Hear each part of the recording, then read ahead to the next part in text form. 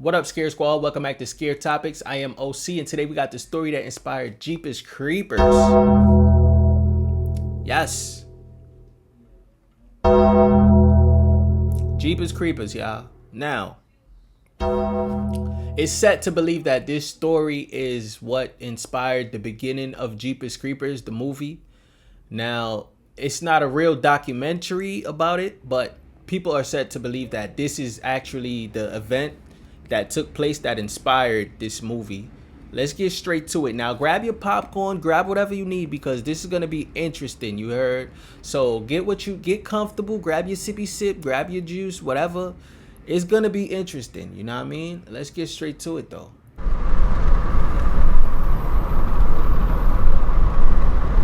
Most of us have seen Jeepers Creepers from 2001, but I feel like a lot of you don't realize that the beginning of that movie is based on a real story, a real situation that happened. And so are a lot of other movies that we don't even know about.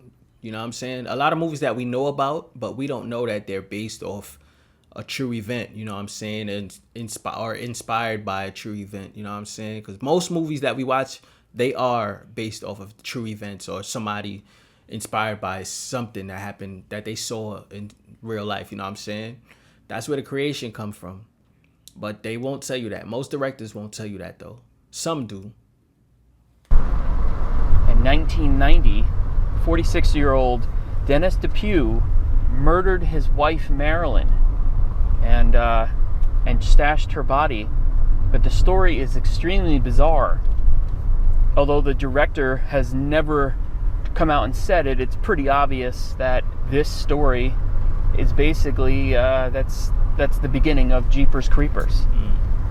So I wanted to come over and see for myself, see the abandoned school, and drive down South Prairie Road.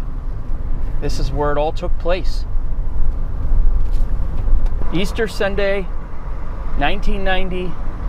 Ray and Marie Thornton are driving down this road, South Prairie Road. A Chevy van comes up behind them very quickly and then very aggressively passes them at a high rate of speed. And that's when Marie Thornton says, referencing the license plate, "GZ, geez, that guy's in a rush." They have a laugh about it and continue on down this road.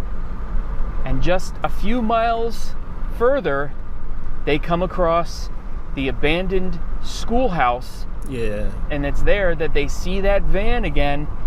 They see a man, and he looks like he's holding a blanket or a sheet that is full of blood, or at least it's red. At the time, they don't know. And here it is. The actual school, built in 1908. This is it. This is where Ray and Marie Thornton drove by and saw that same vehicle and that man. His car, I believe, was parked right in here. I believe this is where the big tank was. Now, I don't know who would send a kid out here to a school. I don't know who would send a kid to a school out here in the middle of nowhere. It's nothing but cornfield out here. Nothing but cornfields and more fields. And more fields. Just space and opportunity out here. What? I'll be deranged if I send my kid somewhere out here. Shit, I would have to have a 24-hour drone camera watching him or something. 24-hour surveillance. It's no way. I'm not sending my... That's what? Hell no. And he was somewhere back here. They see him with a blanket or a sheet. And that's right when Marie says, "What is that? That man, he has a blood-soaked sheet or something." And they were like, "Look, we're not hanging around. Let's get out of here." Yeah. So they take off. They realize they probably better get the heck out of this area, so they keep on driving. They kind of take off.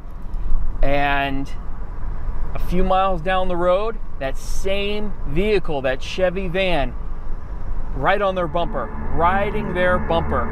And now they are freaking out what is this guy doing? Yeah. This goes on for a few miles until the Thorntons pull off and head down a different road.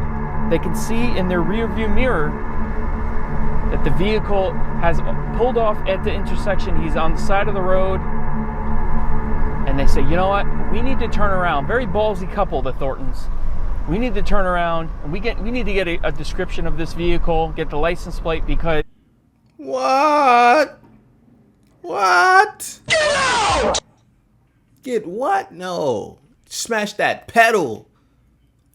Get out and do what? See, that's the problem. That's why people always end up getting hurt. Or worse, getting kidnapped and murdered. You know what I'm saying? Because they want to be Inspector Gadget. They want to be Detective Dog. They want to be, you know what I mean? Like, bro, what do you mean get out to get the... You don't know what he was planning on doing to you if he would have caught you, if he was after you. You know what I'm saying? You smash that pedal as hard as you can. Shit, smash through the car. Smash it through the floor. Smash it through the earth. Infinity and beyond. We're out of here. Let's go. Ain't no way. He's up to something. We don't know what that whole thing was with the blanket. He was trying to put it into the ground. They turn around. They come back to the intersection. The van is still there. And that man is switching his license plates. The passenger door is open. And Marie Thornton can see that it is covered with blood. And they're like, we're out of here. They take off, head back in the direction of the school. Left. They want to go see what this guy was doing. They went back to the school? They head back. They end up at the school again. Believe it or not, they get out. They need to see what this guy was stashing. They what? Bro, did he just say they got out? I misheard him, right? Believe it or not, they get out. They need to see what this guy was stashing. What was he doing? What was that sheet or that blanket? So they get out of their car and they walk down and they find a little animal hole, and it's there that they find a blood-soaked blanket. He was trying to put that down a hole unsuccessfully. It's a big misconception that he had anything to do with the inside of the school. Okay. He didn't stash anything in the school. There was no body found in the school. I think he pulled over to try to stash that bloody blanket, or possibly even to, if he found a good spot, to stash Marilyn. Definitely. At that point, they take off and they're headed for the police. Now, this happened just after the situation at the Depew house. Now, Dennis and Marilyn Depew had been married for many years. I believe it was 18 years.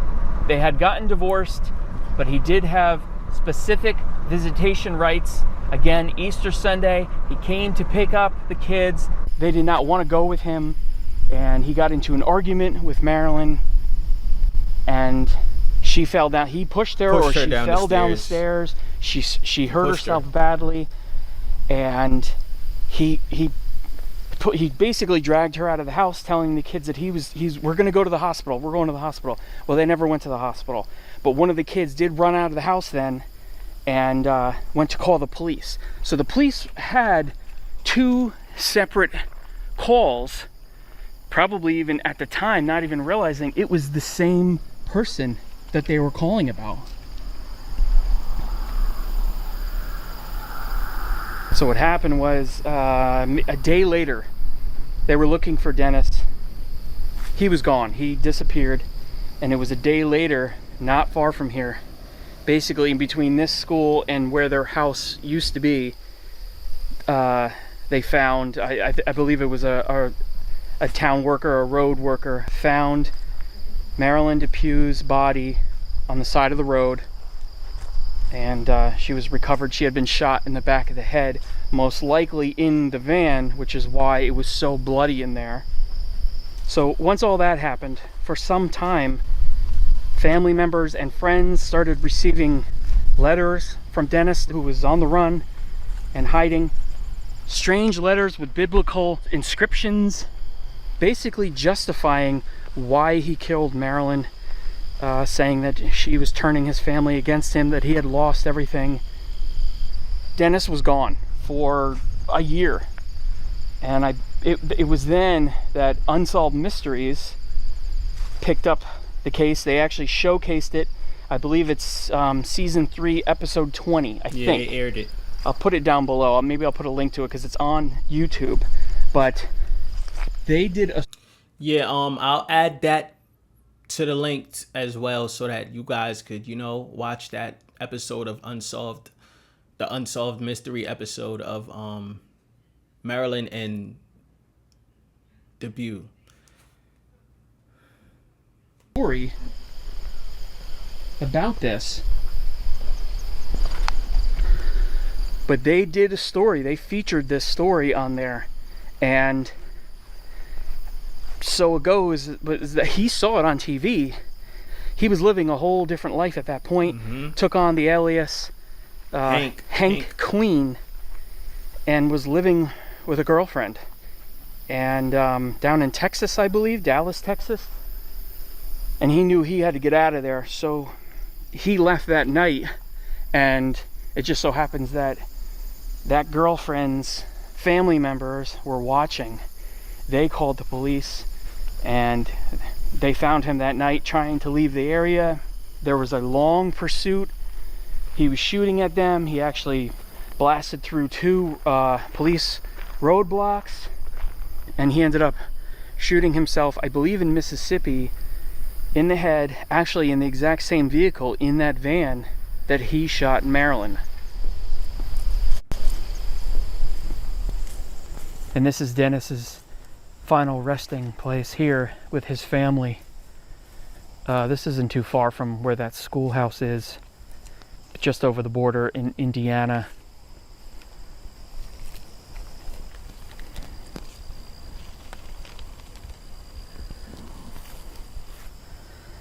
And I believe, yeah, so this is his mother and father, and I don't know who these people are, possibly sisters. His father actually lived until 2005, his mother until 1997, and of course 1991 for Dennis, when he took his own life. Clearly, the flowers and the plants are on this family here, so they probably still have family in the area. I mean, everybody has family. Serial killers, bank robbers, murderers, everybody has family. Yep. Marilyn, I think she was... That's why you shouldn't be doing the shit like this. You know what I'm saying? Because that's what you're going to leave behind for your family. That's the legacy that you're going to leave behind. So when people remember you, or even try to remember you, you know what I'm saying? Because most people are not going to even want to remember you. But if they even do try to remember you, this is the only thing they're going to remember. They're going to remember the fact that you did some horrific shit. Some horrendous, it's not even words to put together to describe what you did before you left. So they're gonna look at you like that's just how they're gonna look at you. That's your legacy forever. That's how we gonna remember. So think before you do something stupid. You know what I'm saying? Think. Tired of being controlled. There was a lot going on beneath the scenes there. There was a lot of arguing, and they just were not getting along anymore, and she wanted the divorce. and reportedly he did not want the divorce. And so these things happen sometimes. Yeah, man. Yeah. I don't see a marker at all. And I mean, it wouldn't be sunk just from the 90s that deep, you know? Yeah, that's what I figured. Since 1990, it's not that long ago where it'd be, you know. Yeah, completely overgrown. Yeah. So I'm How often are they unmarked graves? it happens. Really? Yeah. Well, at least I know I'm not crazy then. So anyway, I wanted to come out to the Oakland Hills Cemetery here, pay my respects to Marilyn. But I searched and searched and searched, visited the office a number of times, and eventually someone came out to try to track her grave down. We couldn't find it. And she's more or less certain that it's an unmarked grave. The chances are her family just could not afford, or maybe did not want, any kind of a plot or anything for her, any kind of a tombstone or headstone or anything. But she is pretty much right in this spot here. Wow. That's it. And that is the story of Dennis Depew. Wow.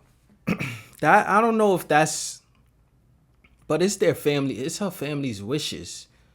But that's crazy to me to not put a headstone there, or at least something to you know. Damn, something to symbolize her. I mean, she wasn't a bad person. She wasn't a, you know what I'm saying. But you know, this is her family. You gotta respect their wishes.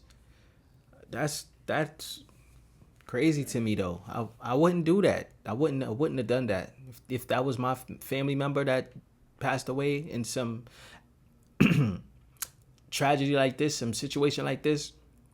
I wouldn't do that. But you gotta respect their wishes. You know what I'm saying? That's their family. My condolences to them.